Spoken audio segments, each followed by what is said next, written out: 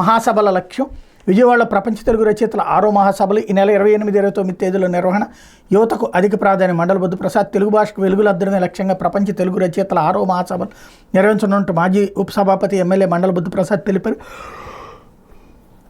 విజయవాడలోని కేబిఎన్ కళాశాల కేంద్రంగా ఈ నెల 28-29 తేదీలో 6వ మహాసభలు నిర్వహించనున్నట్టు వెల్లడించారన్నట్టు వార్తని హైలైట్ చేశారు. లేకపోతే ఒరిస్సా గవర్నర్గా ఖమ్మంపాటి హరిబాబు, మిజోరాం రాష్ట్రానికి జనరల్ వికే సింగ్.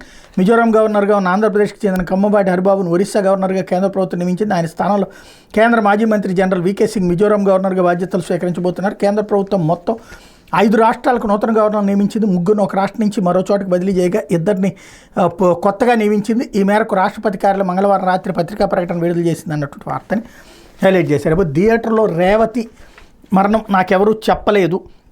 హైదరాబాద్లోని సంజయ్ థియేటర్ వద్ద తొక్కిసలాట కేసులో చక్కడపల్లి పోలీసులు దర్యాప్తు ముమ్మరం చేశారు. ఇందులో A11గా ఉన్న సినీ నటుడు అల్లు అర్జున్ని మంగళవారం పోలీస్ స్టేషన్కి పిలిచి 3 గంటలకు పైగా విచారించారు.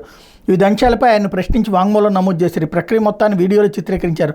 CCS డీసీపీ శ్వేత, మధ్యమండల డీసీపీ అక్షాంశ్ యాదవ్, అదనపు డీసీపీ ఆనంద్ నేతృత్వంలో ప్రత్యేక బృందం విచారణ పర్యవేక్షించింది. అల్లు అర్జున్ స్టేషన్ వచ్చేప్పటి తిరిగి ఇంటికి చేరే వరకు పోలీసు పరిశ్రమ భద్రత కల్పించారు. తొక్కిసారికి ముందు తర్వాత చోటు చేసుకున్న సంఘటనలో అనంతర పరిణామాలపై పోలీసులు అర్జున్కి 20 పైగా ప్రశ్నలు సంధించారు. అవసరమైతే మరోసారి స్టేషన్కి రావాల్సి ఉంటుందని వాళ్ళు చెప్పగా విచారణ పూర్తిగా సహకరిస్తానని అల్లు అర్జున్ చెప్పారు.